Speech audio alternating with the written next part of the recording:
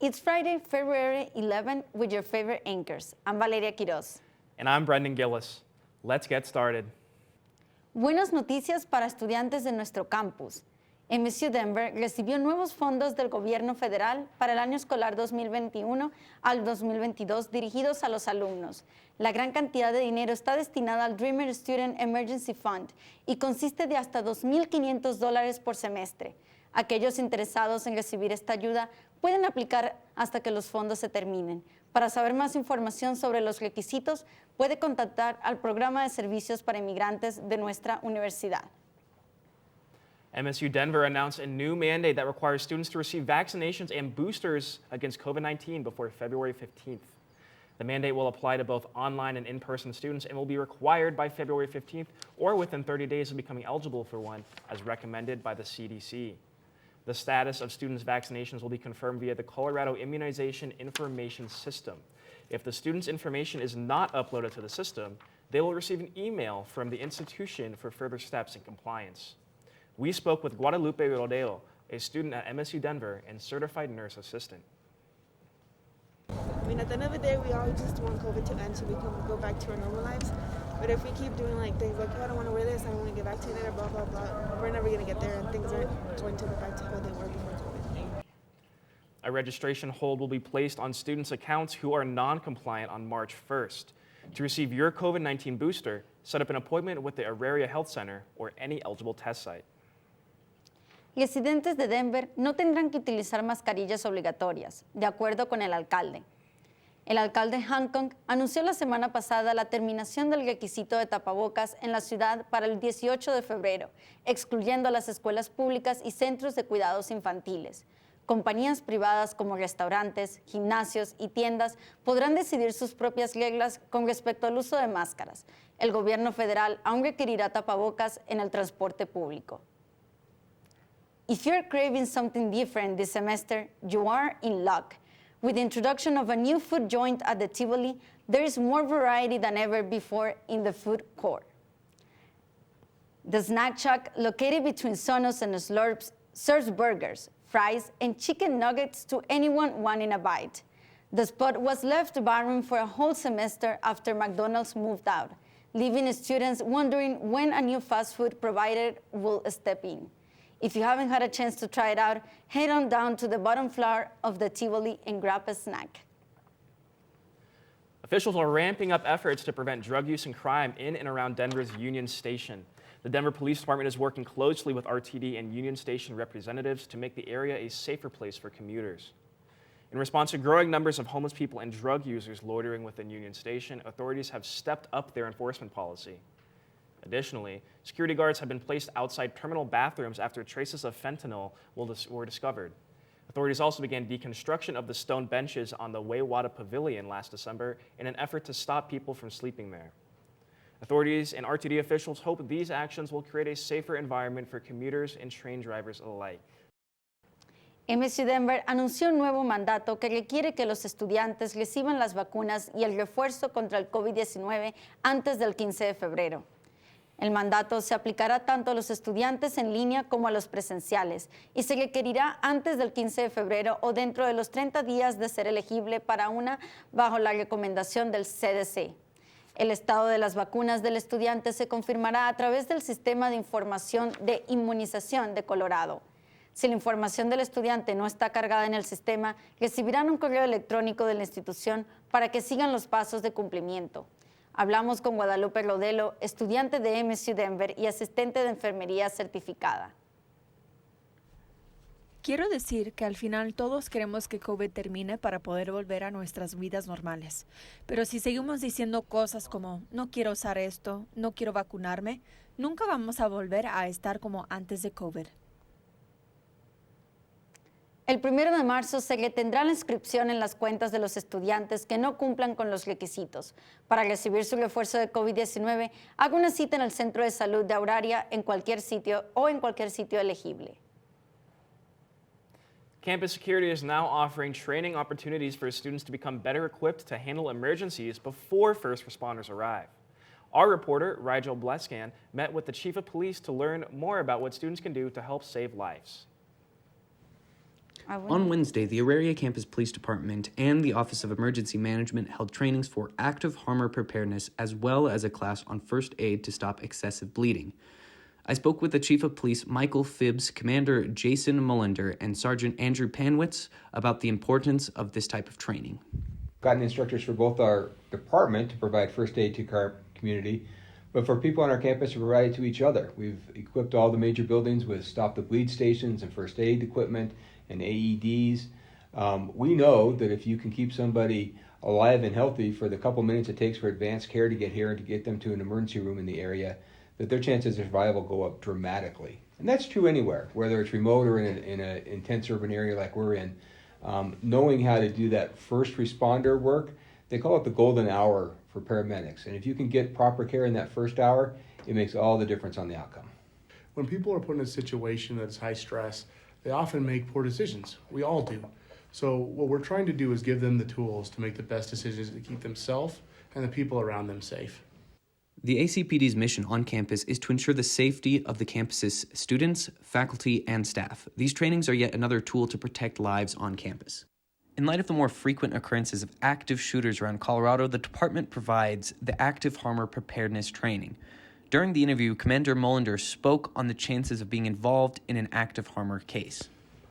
So in all fairness, it is incredibly unlikely that someone is going to be a victim of an active shooter. People really are more likely to be struck by lightning than to be harmed in one of those attacks. But that possibility still exists. And when one happens, it's on the media a lot, and it makes it seem like it's far more prevalent. And our community members get very nervous because they don't know that there's anything that they can do to prevent it or stay safe. So really, our training is to help, again, provide them with those tools so that they know they do have power and they do have options and that they can survive that attack. Auraria campus staff and students should be aware that the on-campus police release alerts for any dangerous activity. Commander Mullender found it important to explain how the provided trainings are relevant to receiving these alerts. One of the things that we send out as a police department are our Auraria alerts. If you're a CU Denver student, it's a CU alert. But when you get those on your phone, people get nervous sometimes because they don't completely understand what to do in an emergency. We may say there's a tornado in the area, or there might be an active shooter attack, or there might be a stabbing at the light rail. And what we want people to do is be able to make their best decisions. And the trainings that we set up really help guide them to what those decisions should be when they get those warnings. My name's Andrew Panwitz. I'm the sergeant of our community relations unit. I coordinate all of the training times and coordinate with the people that are requesting trainings. So feel free to reach out to me. My phone number is 303-556-2126. And if there's trainings that we do not offer but your department might be interested in, please reach out to me and we can coordinate getting those trainings available. Coming up next, A new In-N-Out opens in Thornton. celebrations of Black culture around Denver. And a professor's thoughts on the crisis between Russia and Ukraine. All this and more coming up after the break. Stay tuned. It's time to make an informed decision about COVID-19 vaccines. The dangerous new Delta variant is more than twice as contagious as the original virus and can affect anyone. Right now, 9 out of 10 hospitalizations and deaths from COVID are among unvaccinated people. Getting vaccinated might save your life, and there's now an option that's fully approved by the FDA. Learn more at getvaccineanswers.org.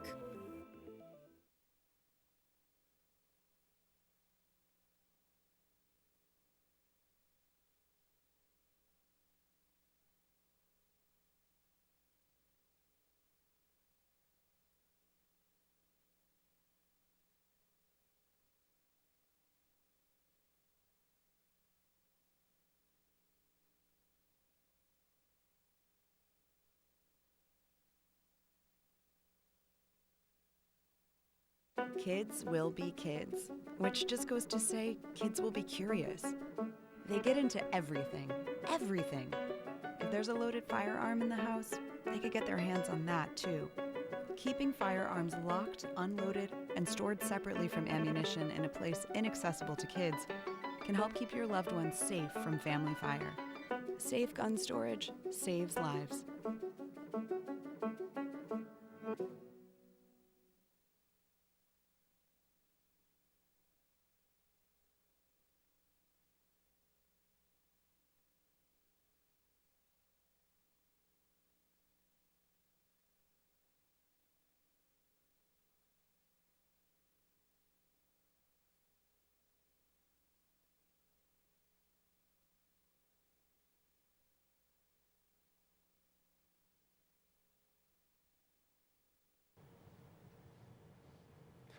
In other news, the housing crisis in the state of Colorado just seems to worsen with the years.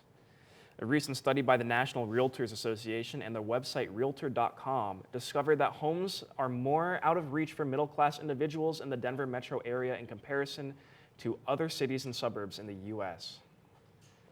Hoping to be homeowners are facing two very difficult challenges: the very limited supply of homes and the costs that have, in some cases, tripled in price. En otras noticias, la crisis de vivienda en nuestro estado parece empeorar cada vez más con el transcurso de los años. Un estudio reciente de la Asociación Nacional de Agentes de Bienes Raíces y el sitio web Realtor.com dio a conocer que las casas están aún más fuera del alcance para las personas de clase media en el área metropolitana de Denver en comparación a otras ciudades y suburbios en los Estados Unidos. Los compradores se enfrentan a dos retos muy difíciles: la escasez de viviendas a la venta y el costo de estas mismas, que en algunos casos se han triplicado en precio. One of the most popular fast food chains opened its fourth location in the Denver metro area yesterday. In-N-Out Burger now calls the city of Thornton home, located just off of the Interstate 25 on the corner of 136th Avenue and Grand Street. The opening of In-N-Out in Colorado has caused a craze throughout the state since the first locations opened back in November of 2020. This is why Thornton officials warned residents in the area of traffic issues that could arise because of it. In the Denver public school system, the mandate for face masks has been a part of students' lives for over a year, but this will soon be over. The order enforced by Colorado Health Department will end on the last day of February, on the 28th. The schools in Denver have announced that Friday, February 25th, will be the last day that students are required to wear masks. 80% of Denver's residents over 5 years of age were reported vaccinated. This, along with a reduction in hospitalizations from serious cases, led to the health department making this decision. In agreement with the health department, observations for COVID-19 will continue in the classrooms. El mandato de mascarillas en las escuelas públicas de Denver ha sido parte de los estudiantes por los últimos años, pero este ya pronto terminará. La orden de los cubrebocas que enforzó el Departamento de Salud de Colorado terminará el lunes 28 de febrero. Las escuelas de Denver anunciaron que el 25 de febrero será el último día que serán requeridos. Después que el 80% de los habitantes de Denver mayores de 5 años fueran vacunados, la decisión fue tomada por el descenso de hospitalizaciones y la reducción de incidentes graves. De acuerdo con el Departamento de Salud, se continuará la observación del COVID-19 en las aulas. This month, we celebrate and honor Black American history, and Denver has many options for doing so. From art exhibitions to highlighting Black-owned businesses, many organizations are hosting great events commemorating Black excellence. Examples include the Culture Museum, a pop-up art museum celebrating Black girl magic at the historic Five Points neighborhood, demystifying the Black Panther Party, a Black Lives Matter organization event hosted by the Blair Caldwell African American Research Library, and a market highlight of Black businesses in the Clayton Members Club. Keep an eye out for more events throughout this month. As tensions continue to rise between Russia and Ukraine, the first U.S. troops arrived in Eastern Europe on Tuesday. Our reporter Alex Petrich learned more with political science professor Richard Muller. Tanks, artillery, and 135,000 Russian soldiers. This has been the scene on the eastern border of Ukraine. 2022 has seen NATO embroiled in a political crisis, the likes of which have not been seen since 1939. This recent build-up has stoked fears of a possible Russian invasion of its western neighbor, which would send shockwaves across the world. I spoke with Professor Moeller about the threat of Russian invasion on Wednesday. A casual observation of the conflict that is potential and even ongoing still between Ukraine and Russia has a lot to do with this pipeline. And a lot of people are just saying, well, it's raw, naked aggression by the Russians, and the Ukrainians are just trying to protect themselves. Russia is up against NATO, which has Article 5, an attack on one is an attack on all. It's like Russia has no interest in going into Estonia, Latvia, or Lithuania. They're NATO members. Ukraine is not. And so they've been holding back a little bit to a point now where they use the power of the Nord Stream project, which bypasses Ukraine, by the way, very important. Ukraine is very not happy because Ukraine used to funnel off as it passed through their country. The pipeline to which he's referring is the Nord Stream 2 pipeline, which would directly link Russian gas to Europe. The pipeline is not yet finished, but would greatly increase Russia's standing in the European theater, as mainland Europe gets 40% of its gas from Russia. Countries such as the United States and Ukraine are opposed to the pipeline, saying it would give Russia a geopolitical weapon in the energy sector. Because for a long time, there's been the West and the EU and the United States have kind of done their own thing. I think what Putin's saying is enough of that now. We want to kind of reestablish our presence on the continent of Europe and have a say-so in what's going on. The main discourse surrounding Putin's interest in Ukraine revolves around the prospect of Ukraine being ratified as a member of NATO, an idea the Russians are not keen on. Various world leaders have moved in to intermediate discussions with the Russians in the hopes of avoiding all-out war in Europe.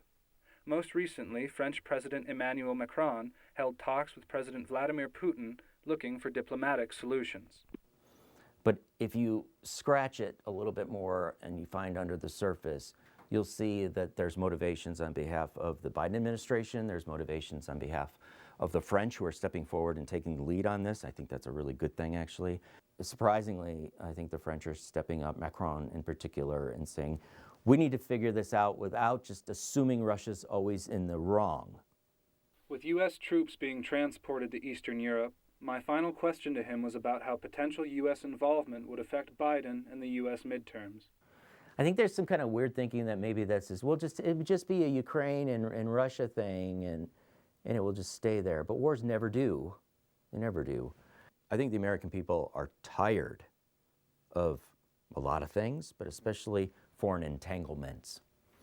And if the United States moves its troops into the conflict zone and Americans get killed, it's not going to help the president. I don't think so.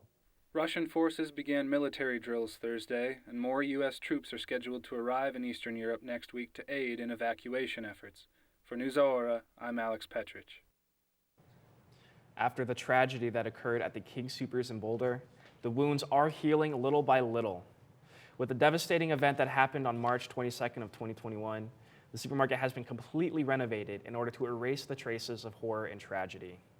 The building has a new look from the outside with a new paint job and new windows, as well as a redesigned parking lot. Inside, waiting for the customers, the corridors are shining brighter than ever along new ceilings. A New Day is the name of the mural created by local artist Liel Har that seeks to honor the community. Security has also been enhanced to increase safety, especially for all returning customers. Después de la tragedia que ocurrió en el King Soopers de Boulder, las heridas sanan poco a poco. Con el desgarrador evento que sucedió el 22 de marzo del 2021, el supermercado ha sido completamente renovado. Esto es debido al afán de borrar los rastros de lo ocurrido. El edificio tiene una nueva imagen por fuera, con pintura nueva y ventanales, al igual que un estacionamiento rediseñado. Por dentro, los pasillos brillan más que nunca y los techos esperan a los clientes. Un mural creado por un artista local busca honrar a la comunidad y lleva el nombre de Un Nuevo Día. La seguridad ha sido aumentada para la tranquilidad de los clientes. Last Thursday, Mayor Hancock announced a new public safety plan for the city of Denver. In 2021, Denver had its highest crime rate since 1974 due to what Hancock says is an influx of illegal guns, cheap drugs, unmet mental illness needs, and premature incarceration releases. This plan will expand on previous hotspots known to Denver police, extending to East Colfax Avenue, South Federal Boulevard, West Alameda Avenue, North Holly Street, North Peoria Street, and Union Station.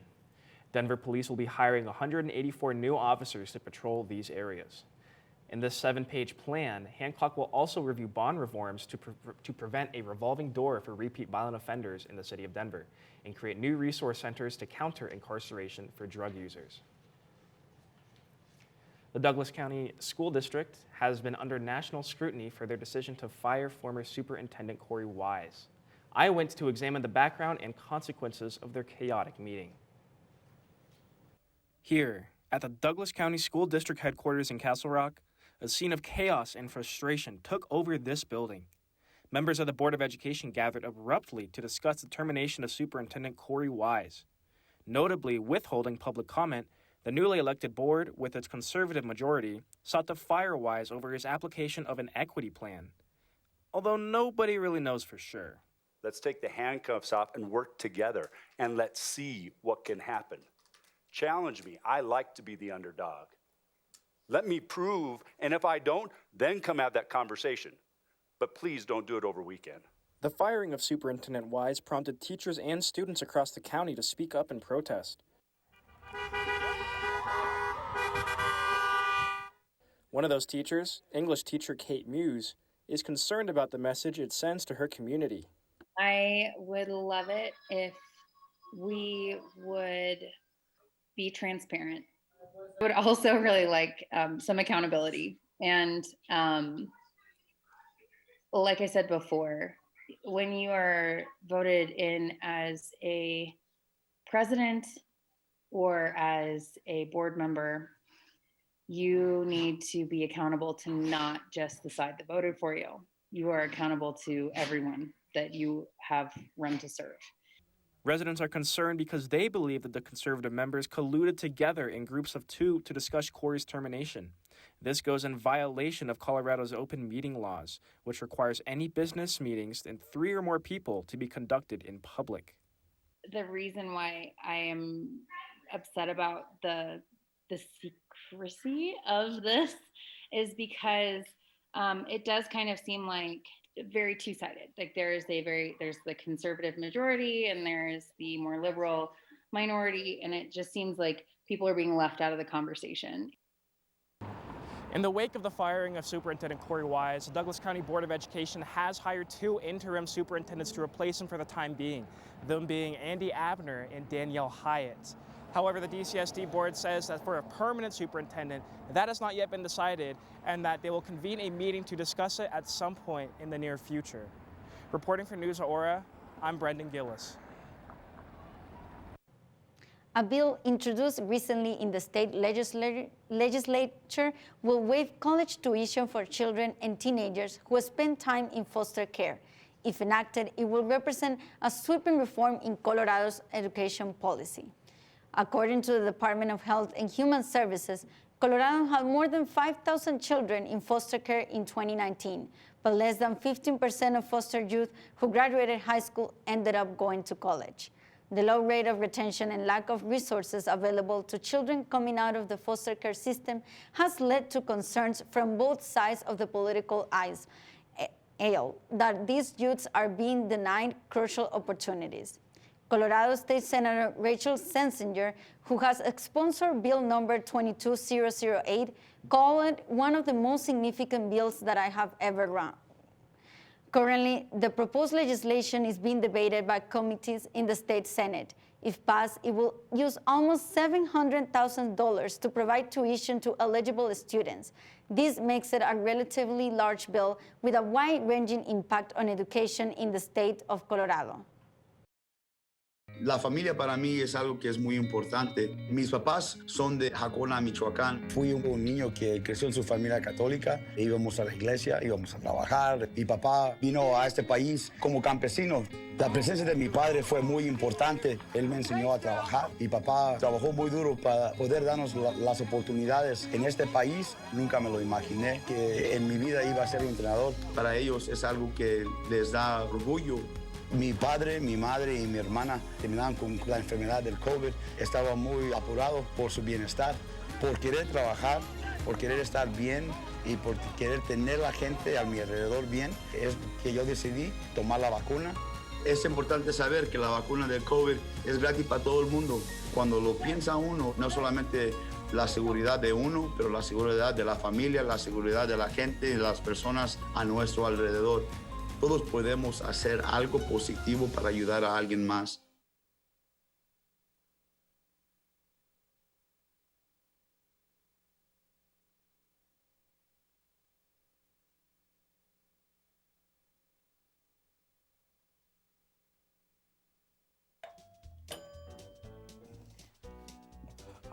What a disaster.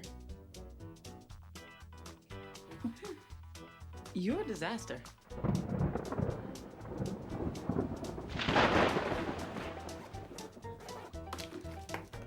This is a disaster. No se puede estar preparado para cada pequeño desastre, pero tú puedes estarlo para uno grande. Haz un plan de emergencia hoy.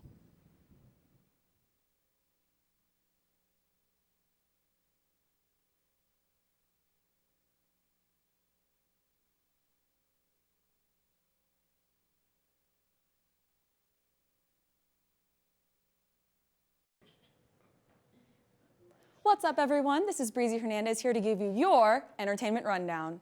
We have a lot to cover today, so let's get it poppin', shall we? Bad Bunny finally made it to Denver this past Wednesday, and it was a party to say the least. And the Conejo Malo is back. Bad Bunny opened his most recent tour here in Colorado this week, and boy did people show up.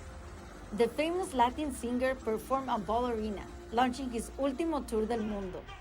Benito started the presentation emerging from the same trailer where he debuted his pandemic album, Yo Hago Lo Que Me Dé La Gana. Thousands of fans spent the night getting down to his songs and contagious beats. After a long hiatus, MSU Denver's PR club is back and finding new ways to connect. Our newest investigative reporter and PR enthusiast, Kate Tedequest, has the scoop. After COVID-19 shut down the Public Relations Club, the club held its first meeting on Thursday, February 3rd in Central Classroom 113. Steve Krisman and Elizabeth Potter are leading the return of the club. It's open to PR majors and the PR curious. This is a great way to help students connect with professionals and build up their network. How do you think students will benefit from PR Club? Yeah, I think that the networking, I think that's a huge thing for students. I believe that, especially taking classes in public relations, you do get to network, but I think having a club specifically around public relations kind of benefits students to like make it more broader, and people are able to kind of network not just with students but with professionals as well.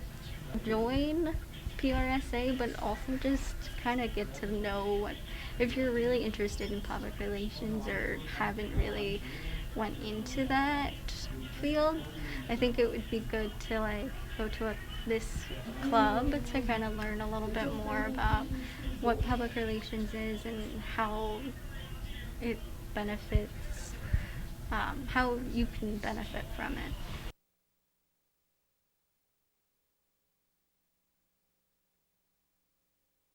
This week in Controversial Contradictions, Joe Rogan gives a complicated apology but then pretty much walks it back.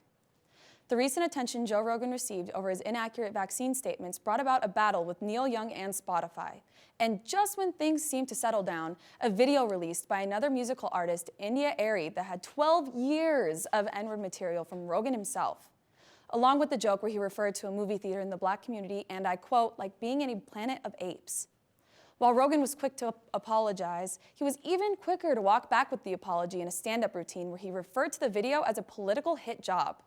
Spotify continues to support Rogan despite public outrage. And it looks like that's all we have for EMET today. Now it's time to hit the field and suit up for the ice with sports, right after this commercial break. I'll see you guys later. This is the story of a boy who didn't talk for a long time. The boy liked things to always be the same. Any changes would scare and upset him. The unknown was an unfriendly place. The boy was very sensitive to lights and sounds. So he built secret hiding places where they couldn't get in. The boy didn't like looking people in the eye.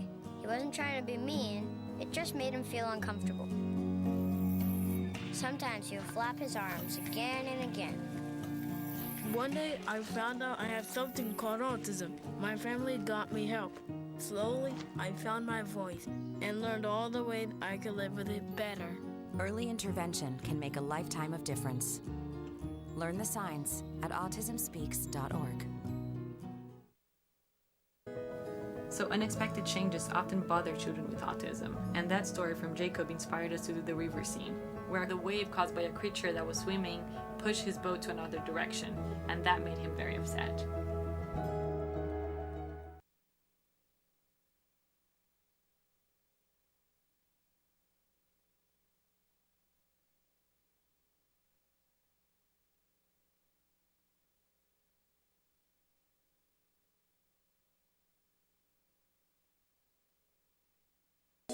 Whether it be sports, music, or art, we're all good at different things. But when it comes to texting and driving, no one's good at that.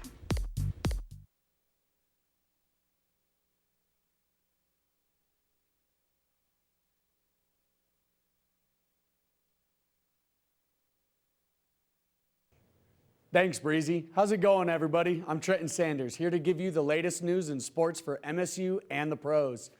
After beating nationally ranked Regis over the last weekend, MSU Denver took on Colorado Christian University this past Tuesday on Coaches versus Cancer Night.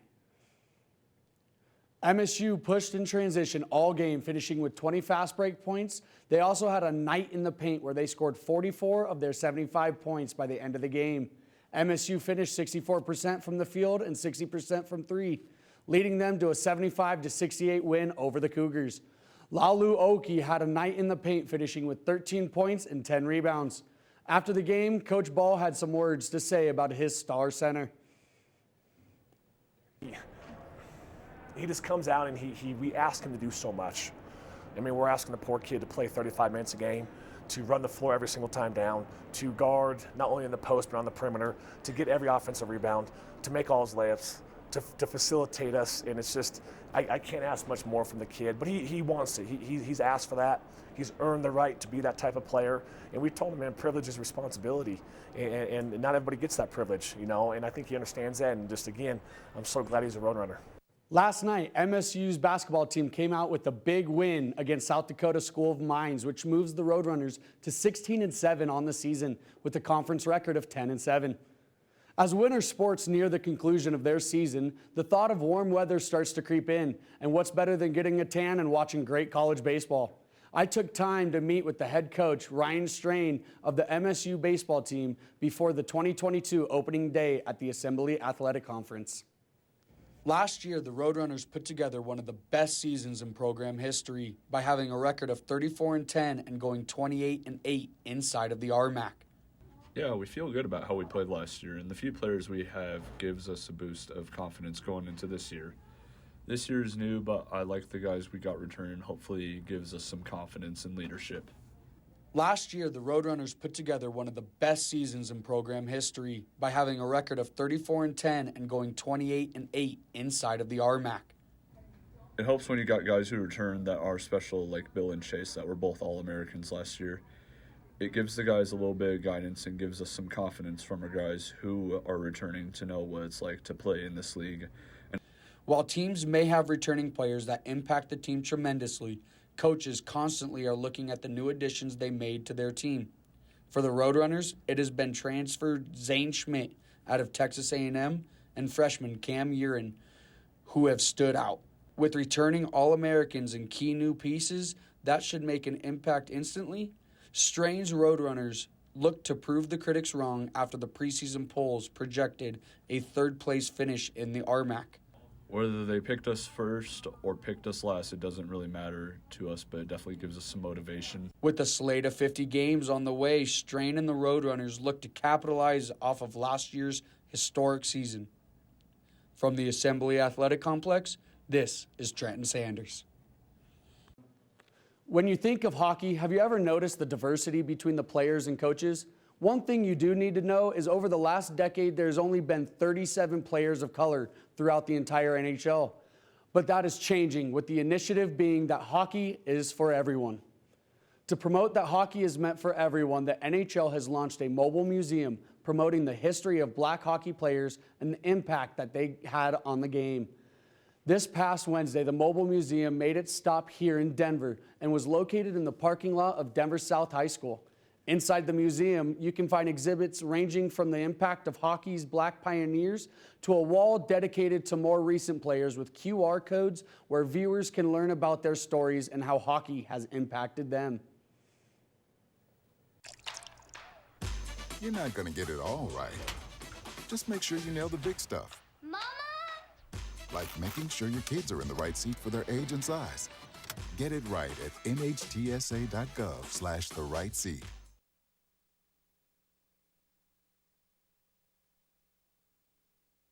En este momento, 9 de cada 10 hospitalizaciones y muertes por COVID ocurren entre personas no vacunadas. Las vacunas contra el COVID son gratis y ahora hay una opción totalmente aprobada por la FDA. Obtén la información más reciente en detidepende.org. And Valentine's Day is just around the corner. Brenden, do you have any fun plans for this weekend? Well, I've got a nice date with a big bowl of wings on Super Bowl Sunday. How about you, Valeria? Well, for me, it's going to be very low-key, just friends and work. Well, that's all we have for News Ahora today. Have a safe weekend and a happy Valentine's Day.